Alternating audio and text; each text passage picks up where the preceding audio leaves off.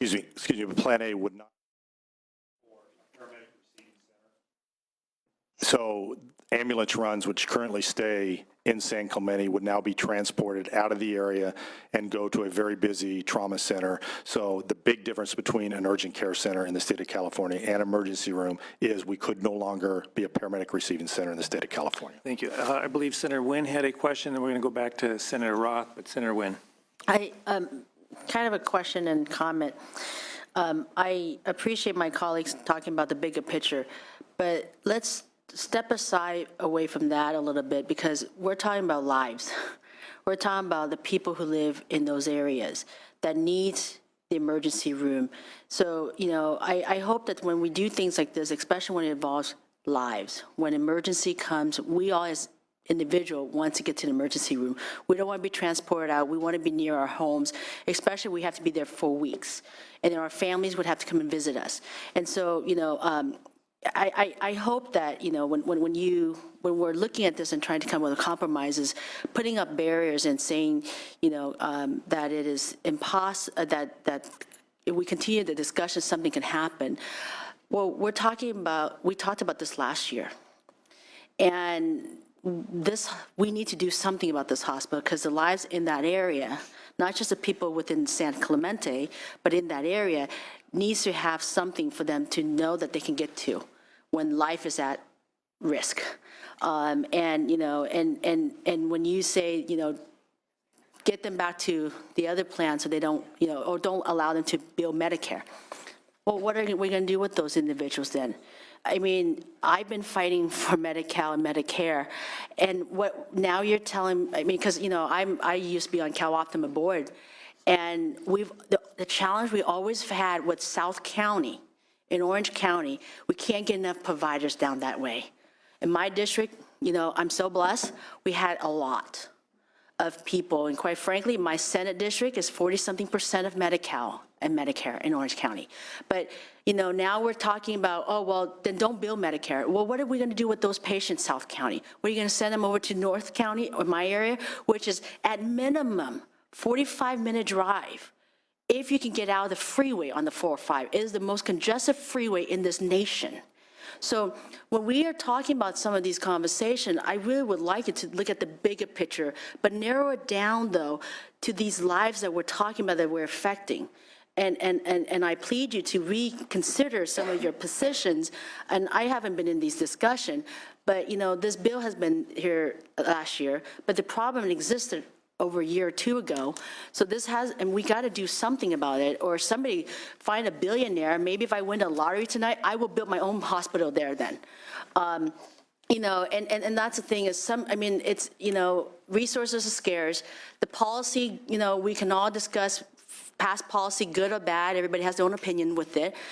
We can argue why we are where we are today.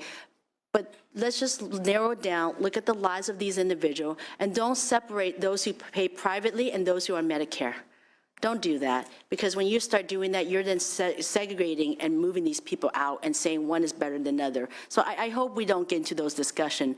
And so I plead to my colleagues, at least allow this particular community. This doesn't affect everybody else in the state, doesn't affect everybody else's areas.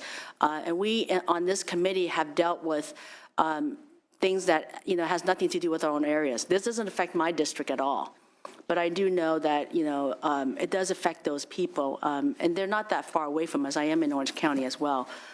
But so, you know, I hope you would consider supporting this. At least let these individuals just make their own decision and their own faith. I mean, telling them to go back to Plan A, which, one, you can't have an emergency room, and two, the community doesn't want it. So you really didn't give them that many options.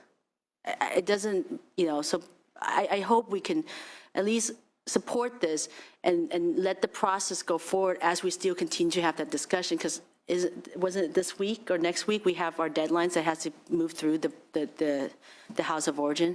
So I would be supporting this. I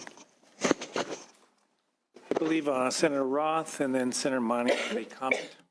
You know, I'm not sure that I could certainly support a pilot program with some strings attached so we can have some control over the Department of Public Health or whoever it is that's going to be monitoring this. But without that, I have some serious concerns. But to the opponents, this is not the first time or place that this standalone emergency room issue has been raised.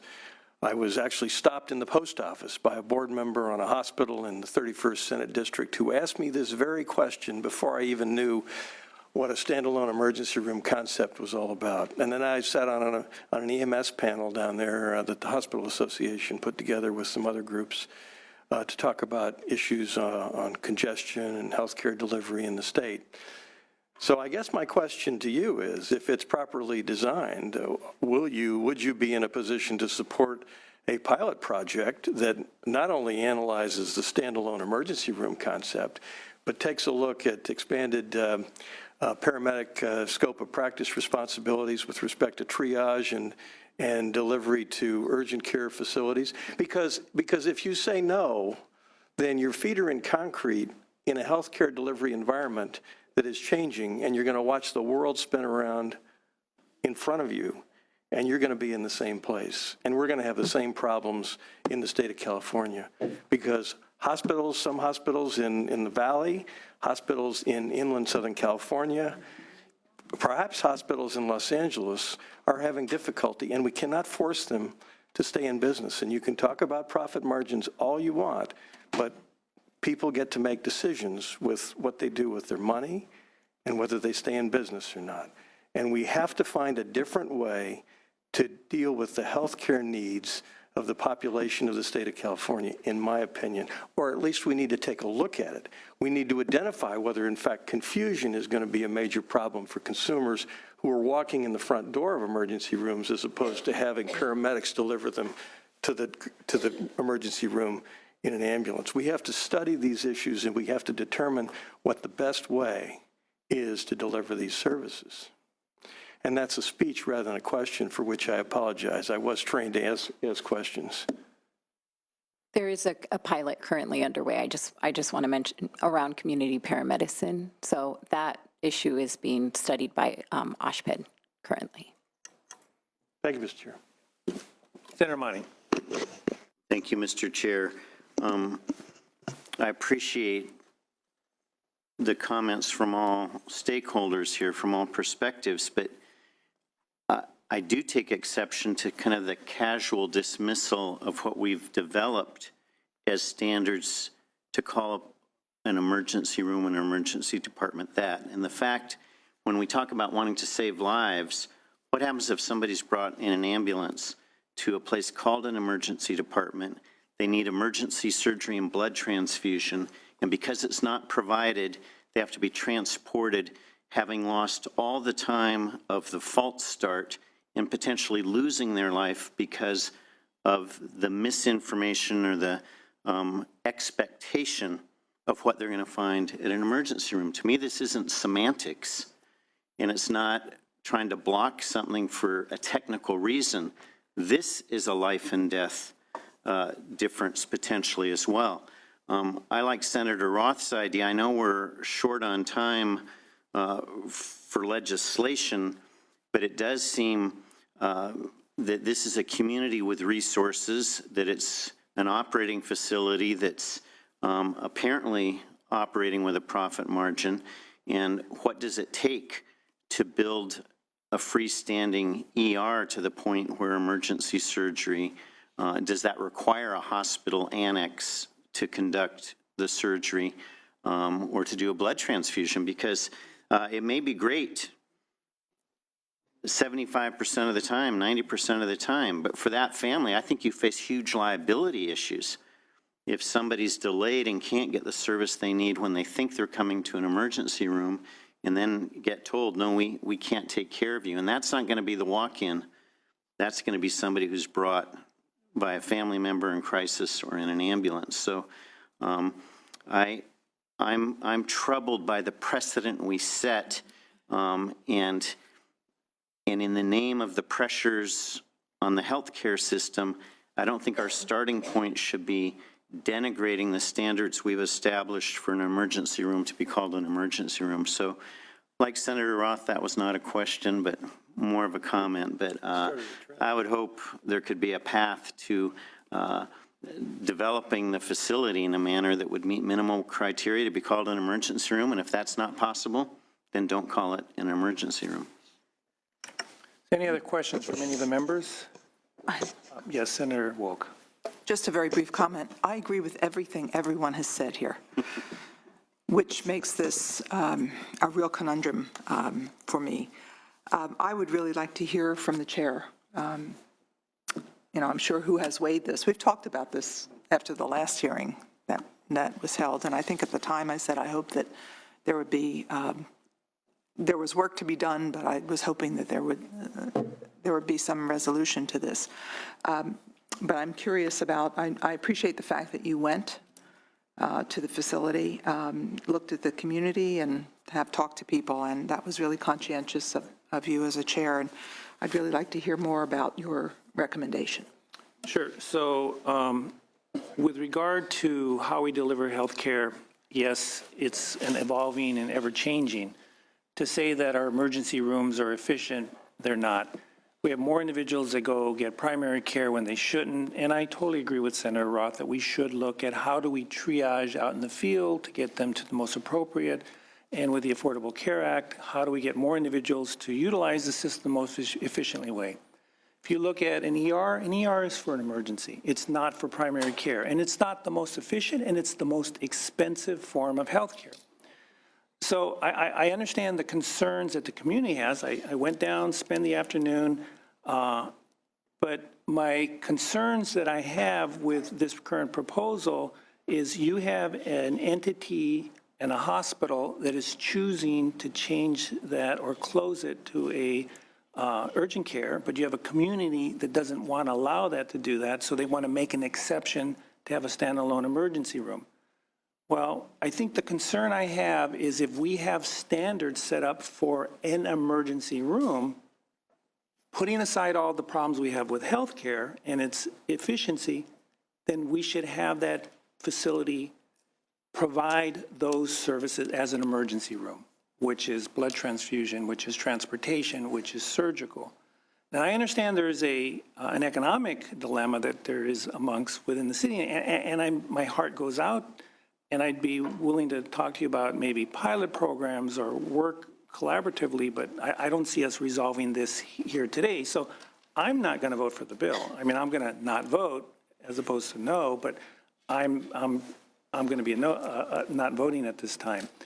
So that is my concern. And then I even posed a question to, I'm not sure if it was this council member, but one of the council members, is there consideration for the community to look at creating a health district to tax the residents, to fund it, to supposedly save the facility? And the answer I got was that there was a poll and the residents weren't willing to pay for a health district or to pay for that additional revenue. So you have a community that's not willing to invest in the resources, but a community wants to save it, but not wanting a facility to make an economic decision. So at this point, I'm not prepared to vote for the bill. So any other questions from any of the members? Seeing no other questions, do we have a motion? We have a motion by Senator Nguyen. Call the members. Chairman Hernandez, may I make a few comments before you take the? Oh, I'm sorry. Yeah. My apologies. I do that myself, so. No, I definitely. I just want to add just a few comments to clarify some comments that were made. I'm not in the business of trivializing the needs of the constituents I represent. San Clemente has had the access to emergency care in this hospital and emergency room for 40 years. You heard that. We all know that change is difficult, and when the hospital came forward and they have to make this change to meet, economic realities in the healthcare industry, they were willing to listen to our community, as I believe us who are representatives of people out there, that's our job. So in doing that, we came up with what we thought initially was a good idea. Maybe operates as a pilot, we don't know. That's something that's kind of a new that's come forward. But I think the amendment we put into this bill that allows our Department of Public Health, and I think all of you here will agree, they're the people that should ensure, they're the sheriff in town. who ensures that any facility that's giving healthcare services meets a certain standard depending on what that facility is. Let us remember that urgent care centers don't have to take people who can't pay. I walk in the door, I'm having a heart attack, and we have a huge homeless count in San Clemente and San Juan. They don't have to take them. Then they would have to find in some fashion a way to get transported to the nearest one. I would contradict the comment that it's only 7 miles to Mission Hospital in Laguna Beach. I live right above that hospital. I take the freeway to get home because you have to travel Pacific Coast Highway, traveling through 3 coastal towns, which are tourist towns. So we will even be drawing a larger population to that area and getting to those emergency rooms from where I live. Getting over to Trauma Center in Mission, very difficult on the arterial that serves that. So let us not again trivialize the issues that we have with transport. So we brought forward a proposal here that addressed all of those. And I think that's important to be looking at throughout our state, wherever we're having these issues with hospital closures and healthcare service delivery when we go forward. And I'm, very open to doing that because I hear the concerns. But we'd worked for a year, a little over, and really appreciate staff, appreciate opposition bringing forward their concerns. We all need to do that. But this has to be solved. We know that we are up against a major issue with the financial viability of our healthcare industry. I want you to know in terms of the bottom line of a hospital, when I was in the Assembly in 2004, my brother had a stroke. We were able to go to Palomar Hospital for treatment, and because they were financially very solvent at the time, negotiate a reduction in the cost of his care because he was not covered by any insurance plan or Social Security. Now they are facing a real impact financially and having to close their facilities. They're now in the red. That's a mere 9 years. So that's not something to make a judgment on whether a hospital is viable or not. Finally, advanced urgent care, which is what they're proposing, will have to make regulatory changes on what urgent care facilities can do. You may have heard in the presentation on this bill, 911 in the Assembly, Assemblymember Burrow's son suffered a broken bone of some sort. Took him to urgent care. They couldn't take him because Bill's insurance was not accepted at that facility. He had to transport him to an emergency room. So bear those things in mind in terms of all of the complexities that we currently have in the way we fund healthcare and what we need going forward. And I urge us I would urge an aye vote on this. Think about the impacts to over 100,000 residents who are currently served by this emergency room. And this is not a standalone. It is a satellite that will be overseen by the Department of Public Health. All issues regarding standard of care and what's going to be provided there, they're not going to let them operate if that is not met in this model. So take a look at this model. Please do that because it has, I think, a lot of opportunity going forward to address what we see is happening in our healthcare industry. And God forbid any one of us in this room right now has this problem. You will say, I remembered the discussion and we need to solve the problem. So with that, I ask for your aye vote. Thank you very much. We have item number 3, SB 787, due pass to appropriations. Bates, call the absent members. Call the members, please. Hernandez. Nguyen aye. Hall. Mitchell. Monning. Nielsen. Nielsen aye. Pan. Roth. Wolk. That currently has 2. We do have some members absent. We'll place that bill on call, and thank you very much, Senator. Thank you again. I really appreciate the discussion, truly. Okay, we're on item number 1. There he is. Item number 1, SB 514, Anderson, California Health Benefit Exchange. Good afternoon. Welcome.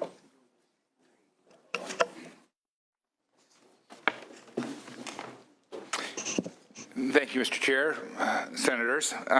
First of all, I'd like to say I want to thank the health staff for all their help, the committee staff. We are going to accept the committee's amendments that were offered. SB 514 prohibits the California Health Benefits Exchange or any of its employees, agents, subcontractors, representatives, or partners from disclosing an individual's personal information to any other person or entity without explicit permission from the individual beyond its reference to its privacy policy in the signature line. I urge an aye vote. Do we have anyone in support of the measure? Any opposition? We have a motion to move. Any questions for any of the members? Seeing no questions, we have a motion by Senator Roth. Senator, would you like to close? I'd just like to point out to the committee what a smooth presentation this was and how considerate I was of your time. Item number 1, SB 514, do pass as amended to appropriations. Call the members. Hernandez. Aye. Hernandez, aye. Nguyen. Nguyen, aye. Hall. Mitchell. Monning. Monning, aye. Nielsen. Nielsen, aye. Pan. Roth. Roth, aye. Wolk. Wolk, aye. Thank you. Thank you. That has 6. I believe we have 2 members that are absent. We'll hold the bill and call for those 2 members. The other, I'll just wait here for the other members to show up. I think you guys already all voted, so, okay.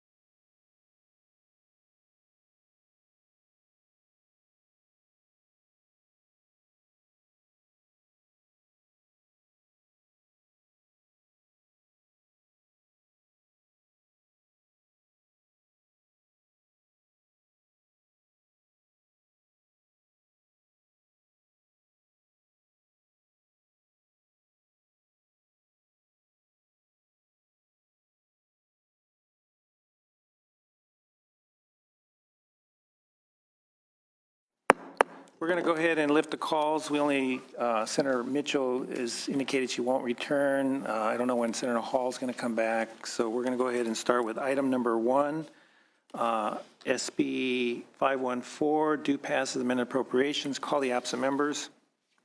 Hall, Mitchell, Pan, That currently has 6. That bill is out. Item number 2, SB 547, due pass to appropriations. Call the absent members. Hall, Mitchell, Pan, Currently has 6. That bill is out. Item number 3, SB 787, due pass to appropriations. Call the absent members. Hernandez, Hall, Mitchell, Monning, Pan, Roth, Wolk. That current vote count is 2-0. That bill fails.